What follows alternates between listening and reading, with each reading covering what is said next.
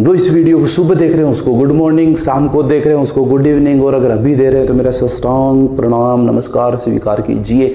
अब देखो आज अपना जो टॉपिक है वो एक ऐसा टॉपिक, भारत के भूगोल का एक ऐसा टॉपिक अपन शुरू करने जा रहे हैं जो लगभग हर आरपीएससी के कंपटीशन के अंदर आता है। यानी कि यहाँ तक चाहे आरएस हो, चाहे फर्स्ट ग्रेड हो, सेकंड ग्रेड हो, या और चाहे रीट की यानी कि थर्ड ग्रेड एग्जामिनेशन हो, कंपटीशन हो, उसमें ये टॉपिक आता है। बता दूंगा टॉपिक कौन सा है।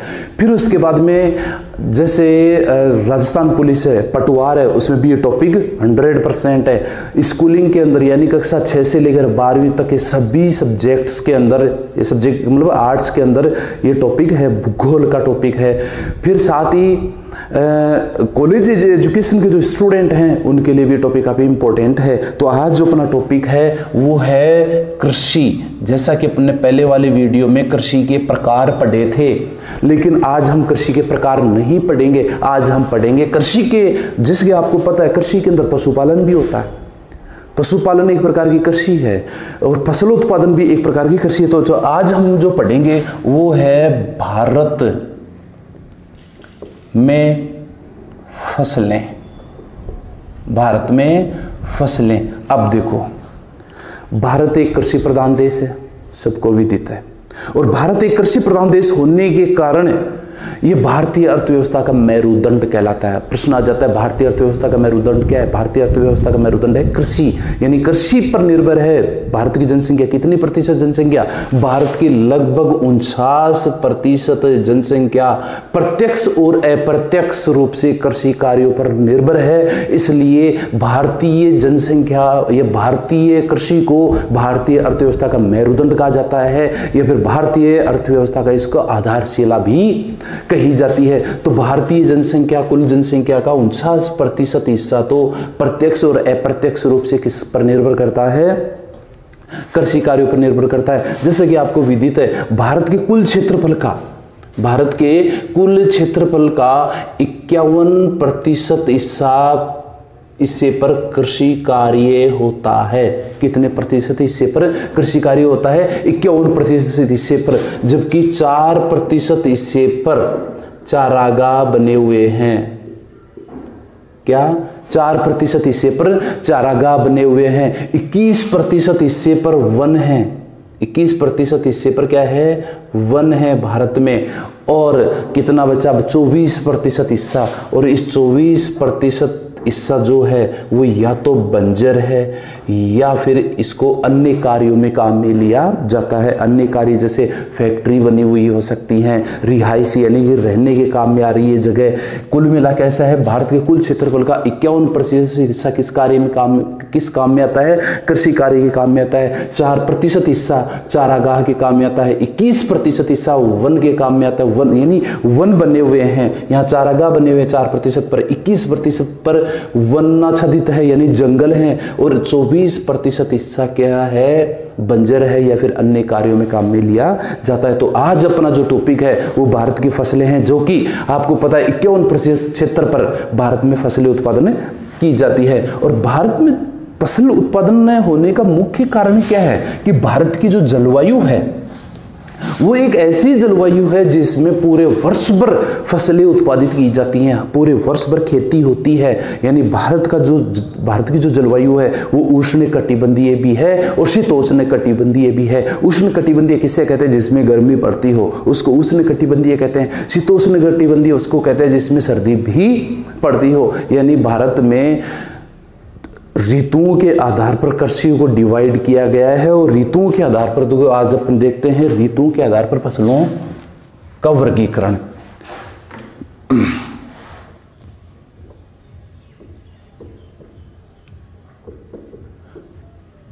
ऋतुओं के आधार पर फसलों का वर्गीकरण। देखिए, आराम से देखना, इसको लास्ट तक देखना, एक एक चीज बताई जाएगी, इंपॉर्टेंट चीज बताई जाएगी। ऋतुओं के आधार पर फसलों का वर्गीकरण, देखो ऋतुओं के आधार पर भी फसलों का वर्गीकरण है और उपयोग के आधार पर भी फसलों का वर्गीकरण कर रखा है। तो आज हम पढ़ेंगे फिलहाल ऋतुओं के आधार पर फसलों का वर्गीकरण। देखो, ऋतुओं के आधार पर फसलों के वर्गीकरण की अगर बात करते हैं तो भारत के अंदर 3 प्रकार की फसलों का उत्पादन होता है। पहली तो है खरीफ की फसल, खरीफ की फसल। दूसरी है रबी की फसल,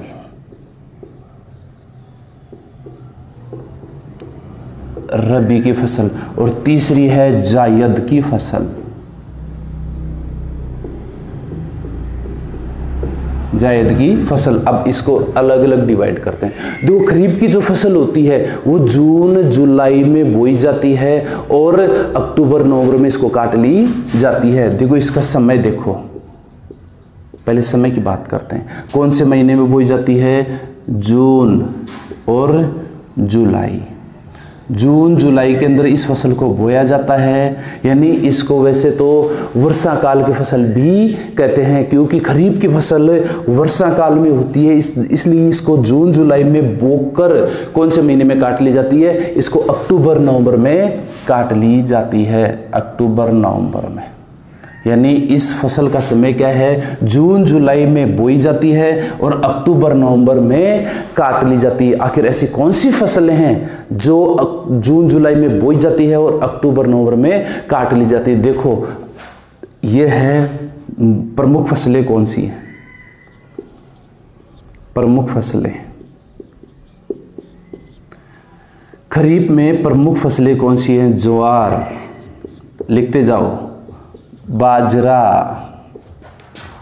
मूंग, उड़द, गंवार। अब तिलहन में देखें तो मूंगफली, यानी कुल मिला के देखो, ज्वार, बाजरा, मूंग, उड़द, गंवार, मूंगफली, मक्का। यानी जो फसलें जून जुलाई में बोई जाती हैं और अक्टूबर नवंबर में काट ली जाती हैं, ज्वार, बाजरा है, मूंग, उड़द, गंवार, मूंगफली, मक्का, और क्या रह गया? तंबाकू, पटसन। यानी बहुत सारी फसलें हैं जो जिसको खरीफ की फसल बोलते हैं और जून जुलाई में बोकर अक्टूबर नवंबर में काट ली जाती है। वो फसलें कौन कौन सी हैं? देखो, ज्वार है, बाजरा है, मूंग, उड़द, गंवार, मूंगफली, मक्का, तंबाकू और पटसन। ये वो फसलें हैं जो वर्षा काल में बोई जाती है, इसलिए इसको वर्षा काल की फसल भी बोलते हैं। और दूसरा इसका नाम क्या है? खरीफ की फसल। तो इस प्रकार हमने पढ़ा है खरीफ की फसल। क्वेश्चन आ जाता है, खरीफ की फसल कब बोई जाती है? जून जुलाई में बोई जाती है और अक्टूबर नवंबर में इसको काट लिया जाता है और वर्षा होती रहती है, इसलिए इसको वर्षा काल की फसल भी कहते हैं। अब आगे देखते हैं अपन कौन सी? रबी की फसल। देखो, रबी की फसल, जब खरीफ की फसल कट जाती है, खरीफ की फसल कब कटती है? अक्टूबर नवंबर में खरीफ की फसल कट जाती है। तो जिस टाइम पर ये फसल कटती है उसी टाइम पर इस फसल को बो दिया जाता है। देखो, हम स्टेप बाय स्टेप पढ़ते हैं। जून जुलाई से लेकर अक्टूबर नवंबर तक के महीने कंप्लीट हो गए। अब अक्टूबर नवंबर में ये फसल बोई जाती है। जब ये फसल कटती है, जब खरीफ की फसल कटती है तो रबी की फसल को बो दिया जाता है। तो अक्टूबर नवंबर में ये फसल बोई जाती है और साथ ही मार्च अप्रैल में ये फसल क्या हो जाती है? काटने लायक हो जाती है। यानी अक्टूबर नवंबर से लेकर मार्च अप्रैल तक इस फसल को बोई जाती है। अब इसमें देखो कौन कौन सी फसलें हैं, वो देखो। समय तो मैंने बता दिया, अक्टूबर नवंबर से मार्च अप्रैल तक रबी की फसल होती है। अब इसमें कौन कौन सी फसलें होती है वो देखो। गेहूं, जौ, चना, ये आपने देखी है, गेहूं देखी है, जौ, चना, मटर, राई, तारामीरा। यानी कुल मिला के ये रबी की फसलें कौन कौन सी? गेहूं है, जौ है, चना, मटर, राई और तारामीरा। ये फसलें कौन सी हैं? रबी की फसल हो जाती है। इसमें हाँ खरीफ में एक चावल और रह गया अपना। वैसे देखो चावल तो है ना पूरे हर फसल हर ऋतु में ही बोया जाता है, लेकिन चावल को खरीफ की फसल बोली जाती है। तो रबी की फसल हो गई तो गेहूं, जो चना, मटर, राई, तारामीरा, ये फसल कब बोई जाती है। एक सरसों भी रह गई, देखो जैसे जैसे याद आएगी वैसे वैसे लिखते जाएंगे। तो गेहूं, जो चना, मटर, राई, तारामीरा और सरसों, ये वो फसलें होती हैं जो रबी की फसल कहलाती है। और रबी की फसल कब बोई जाती है, अक्टूबर नवंबर से लेकर मार्च अप्रैल तक। अपने दिमाग में बिठा लो कि रबी की फसल कब बोई जाती है, अक्टूबर नवंबर से मार्च अप्रैल तक रबी की फसल बोई जाती है। और रबी की फसल में कौन कौन सी फसलें होती हैं, गेहूं, जौ, चना, मटर, राई, तारामीरा और सरसों। तो इस प्रकार ये फसल अपनी हुई। अब आती है जायद की फसल। देखो जायद की फसल वो फसल होती है जो गर्मियों के मौसम, यानी कि अब अप्रैल के बाद में क्या आ गया, मई जून, यानी इसका समय है मई है। और मई से यानी कि कुल मिला के मान के चलो अप्रैल ही मान के चलो, यहां से अप्रैल में फसल कट जाती है तो अप्रैल में ये फसल बोई जाती है और जून में इस फसल को काट लिया जाता है। अब ये कौन सी फसलें हैं, ये वो फसलें हैं जिनमें पानी ग्रहण करने की क्षमता ज़्यादा होती है, क्योंकि इस दौरान गर्मियों में प्योर गर्मी है। यहाँ पर इस महीने के अंदर अप्रैल और जून, अप्रैल मई जून, इन 3 महीने में प्योर गर्मी पड़ती है भारत के अंदर।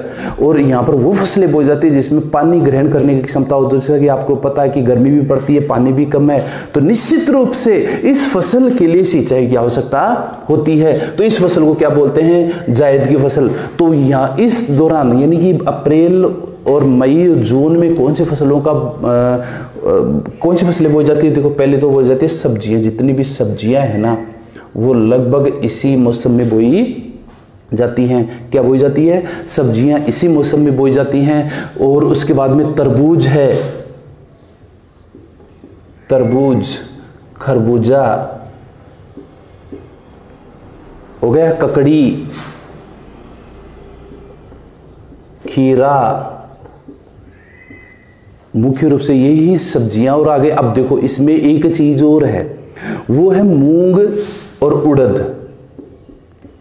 मूंग और उड़द, ये मूंग और उड़द दलहन है, मूंग और उड़द दलहन है। ये मूंग और उड़द जायद की फसल में भी आता है और मूंग और उड़द खरीफ की फसल में भी इसको बोया जाता है। यानी मूंग और उड़द में वो क्वालिटी है जो प्योर गर्मी में भी बोई जा सकती है, तो खरीफ की फसल में भी बोया जा सकता है। तो मूंग और उड़द वैसे क्या है, दलहन फसलें हैं, इसलिए दलहन होने के बावजूद भी ये फसलें क्या है, जायद की फसल कहलाती है। तो इस प्रकार भारत में ऋतुओं के आधार पर 3 फसलें हैं, खरीफ की फसल, रबी की फसल और जायद की फसल। रबी एक बार रिपीट कर देते हैं, खरीफ की फसल जून जुलाई में बोकर अक्टूबर नवंबर में काट ली जाती है, जबकि रबी की फसल अक्टूबर नवंबर में बोकर मार्च अप्रैल में काटी जाती है। और जायद की फसल अप्रैल में बोकर जून में काट ली जाती है, जबकि जायद के अंदर सब्जियां बोई जाती है, खरबूजा बोया जाता है, तरबूज बोया जाता है, जिसको मतीरा बोलते हैं, ककड़ी है, करेला है, और साथ ही मूंग और उड़द की फसल भी जायद के अंदर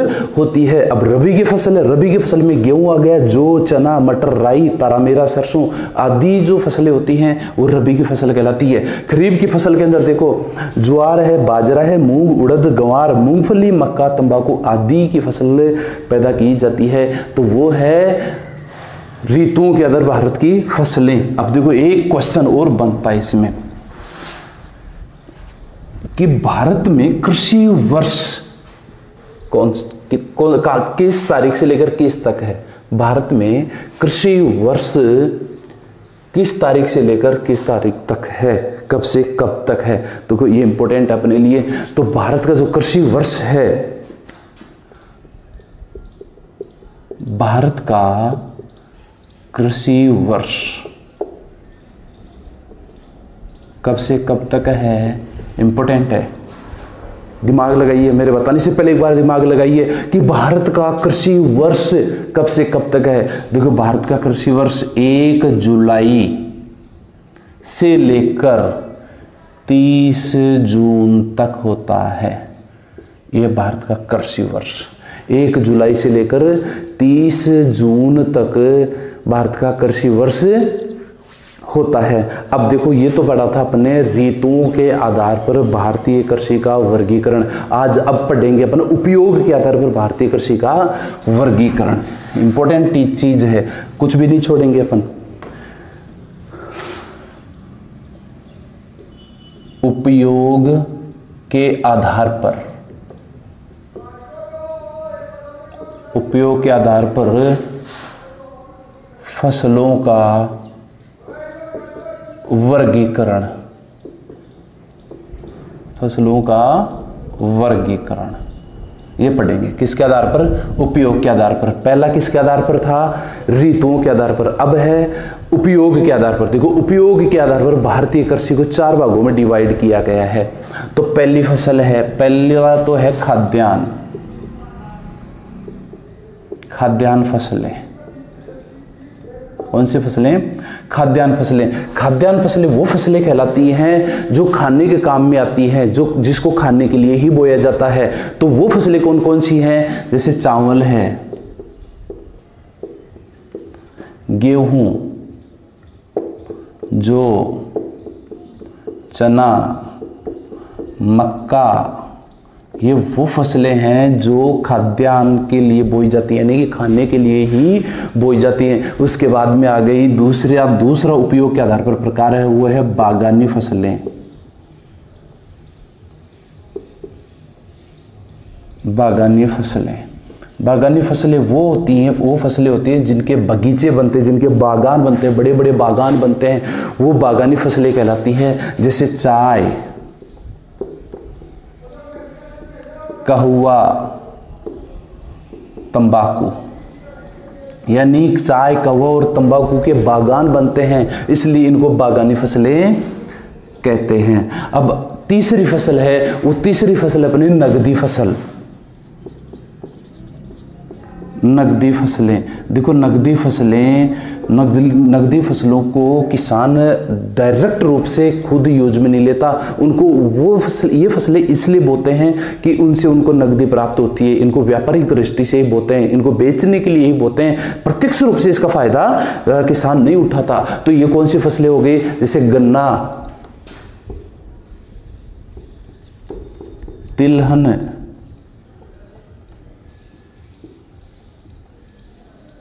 सरसों,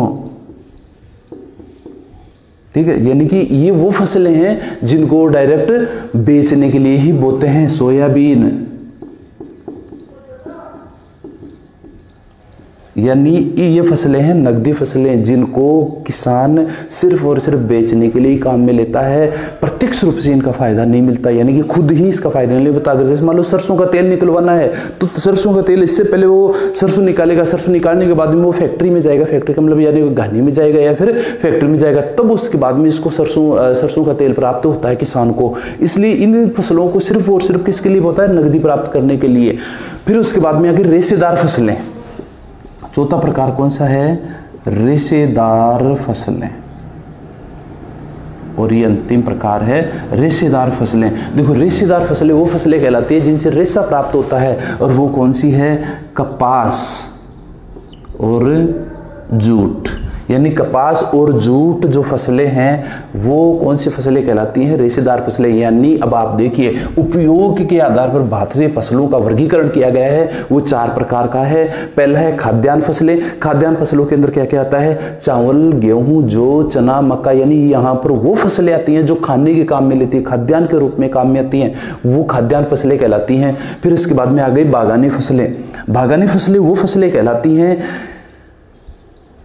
जिनके बागान होते हैं, बगीचे बनाए जाते हैं, और बगीचे किसके हैं? चाय, कहवा, तंबाकू, ये बागानी फसलें कहलाती हैं।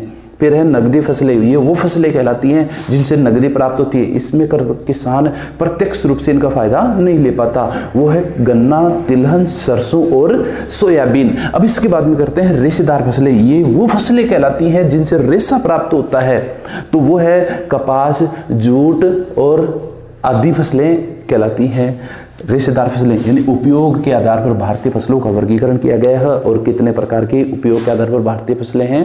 कितने हैं? 4 प्रकार की।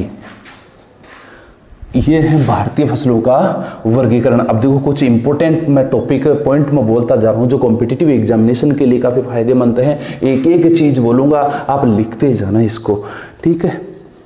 पहला पॉइंट ये है कि भारत का कुल क्षेत्रफल, जैसा कि मैंने आपको बताया था, भारत का कुल क्षेत्रफल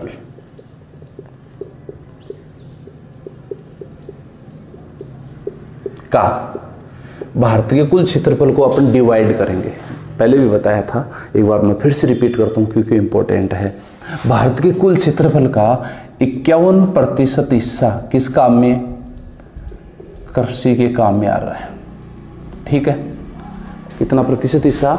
51% हिस्सा कृषि के काम में आ रहा है। 4% हिस्सा चारागाह में। 4% हिस्सा किसमें? चारागाह में काम में आ रहा है। 21% हिस्सा, 21% हिस्से पर क्या है? वन है। 21% हिस्से पर क्या है? वन है भारत के कुल क्षेत्रफल में। और कितना बचा अब? 24% हिस्सा। और ये 24% हिस्सा या तो बंजर है या फिर इनमें अन्य कार्य होते हैं। अन्य कार्यों में जैसे फैक्ट्री लगी है, कोई उद्योग धंधे लगे हुए हैं, तालाब बने हुए हैं, रहने के काम में आ रहे होंगे, रिहायशी होंगे, यानी कि वो कुल जमीन, कुल भूमि कितनी है? 24%। इस प्रकार 100% जो भारत की भूमि है उसको इस प्रकार से डिवाइड किया गया है। अगला टॉपिक है कि कृषि को, भारत की कृषि को 4 अक्टूबर 2006 को, 4 अक्टूबर 2006 को राज्य सूची से हटाकर समवर्ती सूची में शामिल करने की सिफारिश की गई थी। आप लिख लो, 4 अक्टूबर 2006 को भारतीय कृषि को राज्य सूची से हटाकर समवर्ती सूची में सम्मिलित करने की सिफारिश की गई थी। हो गया। अगला देखो, भारत का जो कुल श्रम शक्ति है, भारत की कुल श्रम शक्ति,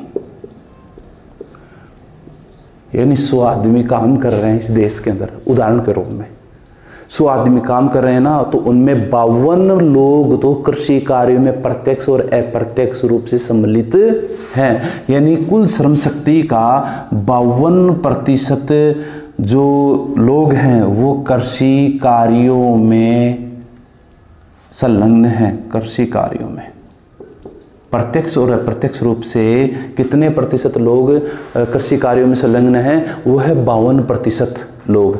अब देखो, कृषि के लिए भारत के अंदर एक क्रांति आई थी, अगर आपके दिमाग में हो, कृषि को बढ़ावा देने के लिए, कृषि का उत्थान करने के लिए, कृषि कार्य में विकास करने के लिए एक भारत में एक क्रांति आई थी और उस क्रांति का नाम था हरित क्रांति। हरित क्रांति, ये तो आपने नाम सुना होगा, इसके बारे में अपन जब सभी क्रांतियां पढ़ेंगे, अगले टॉपिक जब भी कोई वीडियो बनेगा उसमें अपन सभी क्रांतियां पढ़ेंगे। तो हरित क्रांति आई थी और हरित क्रांति किस लिए भारत के अंदर आई थी? ये भारत के अंदर भारतीय कृषि के विकास के लिए, भारतीय कृषि के उत्थान के लिए, भारतीय कृषि में या भारतीय फसलों का उत्पादन, प्रति हेक्टेयर उत्पादन बढ़ाने के लिए हरित क्रांति आई थी। और ये हरित क्रांति कब आई थी? 1967-68 में। 1967-68 के अंदर भारत के अंदर हरित क्रांति का आगमन हुआ था। और भारत के अंदर इस हरित क्रांति का आगमन किसने किया था? वो किया था डॉक्टर एम.एस. स्वामीनाथन ने। किसने? डॉक्टर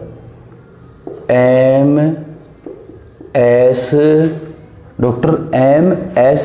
स्वामीनाथन।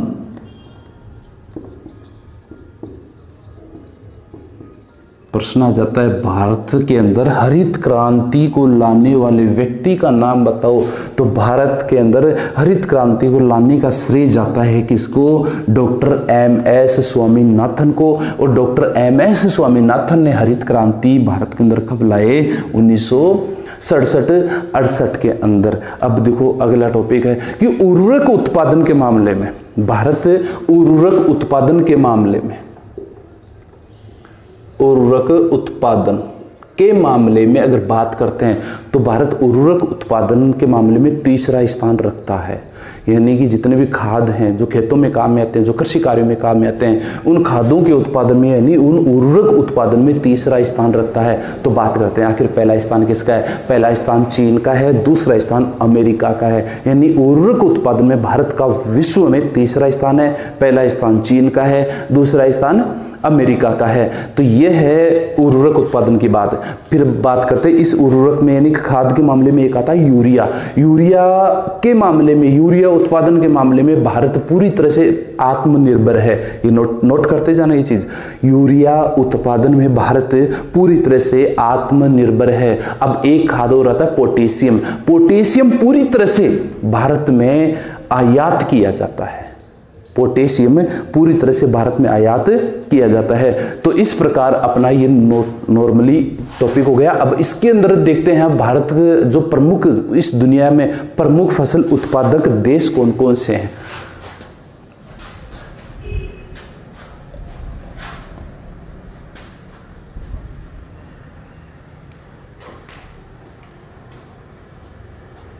अब जो अपना टॉपिक है वो है दुनिया के सबसे बड़े कृषि उत्पादक देश।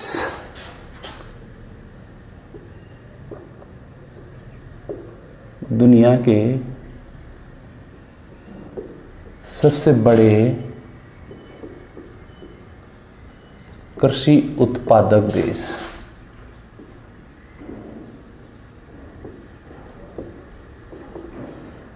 देखो दुनिया में सबसे ज्यादा कृषि, सबसे ज्यादा फसलें कौन से देश में होती हैं वो अपन इसमें देख लेते थोड़ा। देखो दुनिया में सर्वाधिक जो फसलों का उत्पादन होता है, कुल अपन प्रमुख रूप से 4 देशों के बारे में अध्ययन करेंगे। कितने देशों के बारे में? 4 देशों के। यानी कि दुनिया के सबसे बड़े कृषि उत्पादक देशों में सर्वाधिक जो कृषि या सर्वाधिक जो फसलों का उत्पादन होता है तो वो है अमेरिका। कौन सा देश है? अमेरिका। पहला स्थान अमेरिका का, दूसरा स्थान है चीन का। यानी चीन ओवरऑल द्वितीय स्थान रखता है फसलों के उत्पादन में। तीसरा स्थान अपना यानी भारत का, और चौथा स्थान आता है ब्राजील का। यानी ओवरऑल अपने पास में जो 4 बड़े कृषि उत्पादक देश हैं उनमें अमेरिका 1 नंबर पर है, 2 नंबर पर है चीन और 3 नंबर पर भारत है, 4 नंबर पर क्या है?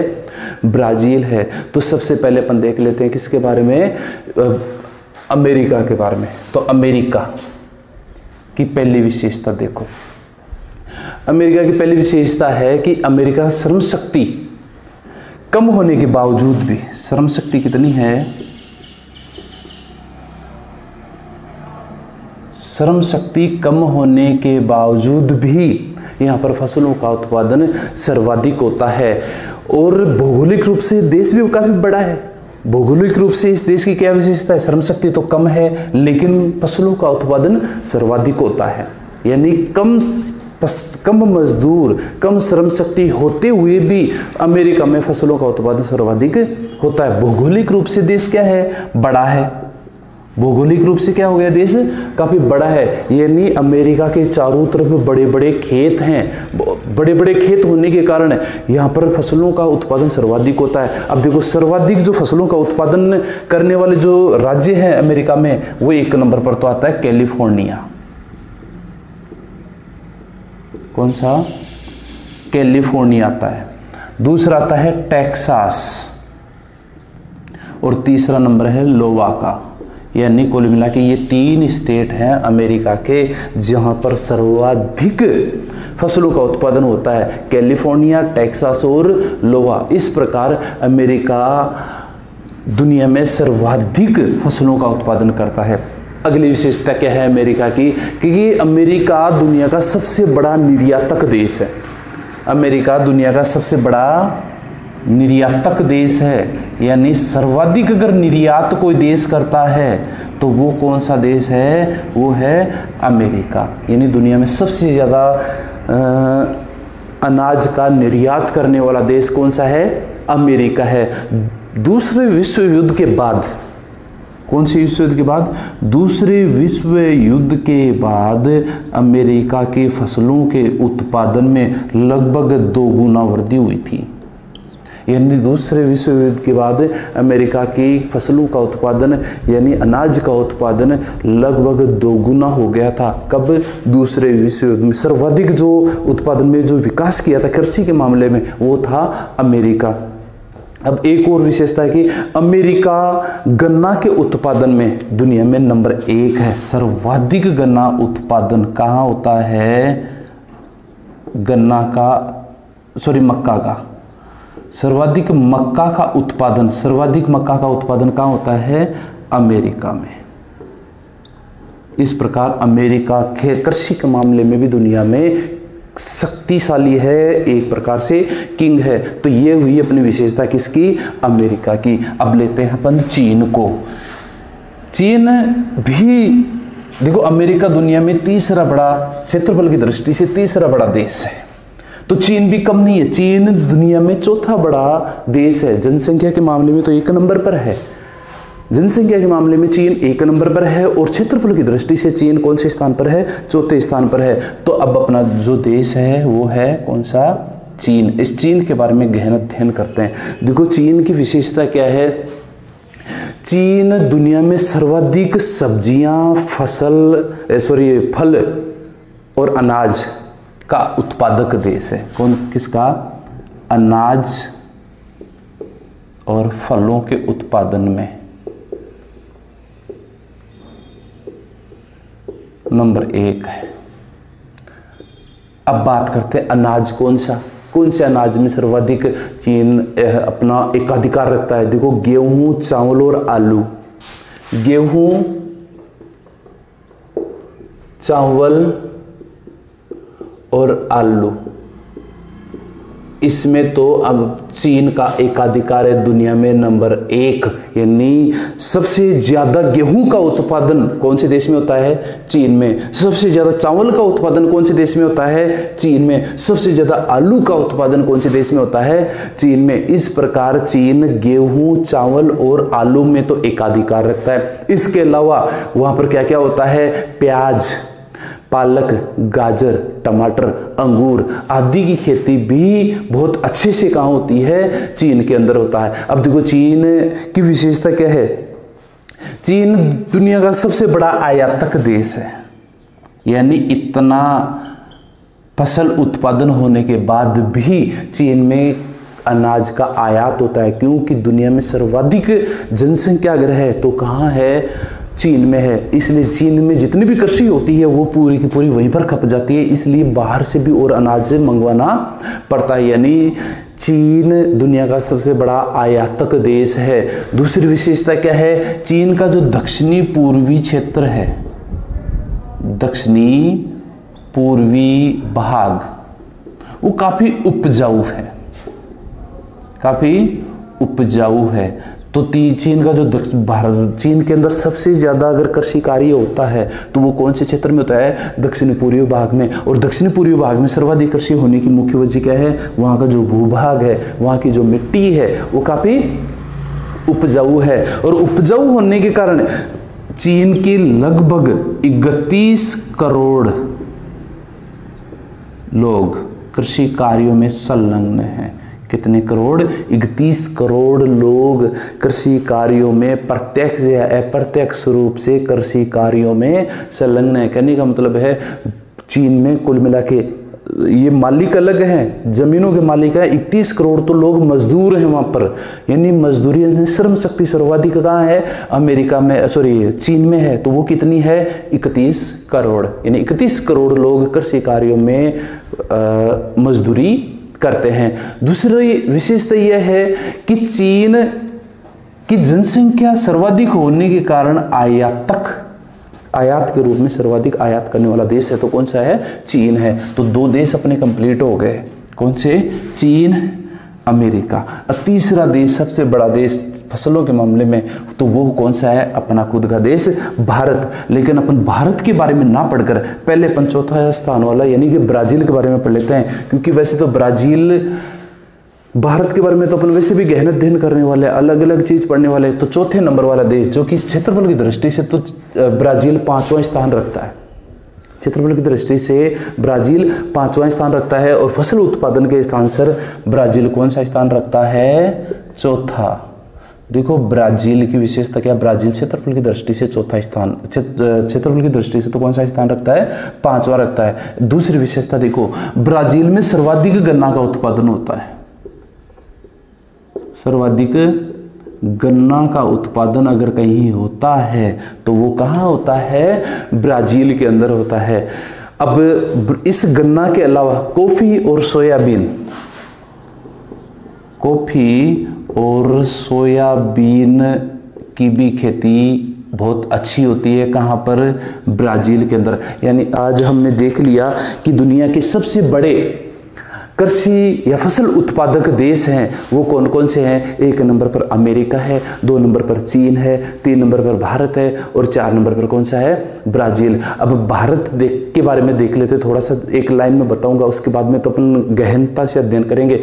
भारत देखो कृषि उत्पादन के मामले में, भारत कृषि उत्पादन के मामले में दूसरा स्थान रखता है, कृषि उत्पादन के मामले में। लेकिन भारत ओवरऑल देखा जाए, ओवरऑल के अंदर सब्जियां भी आ गए, फल भी आ गए, तो ओवरऑल के रूप में अगर देखा जाए तो भारत का स्थान कौन सा है? वैसे चौथा स्थान है।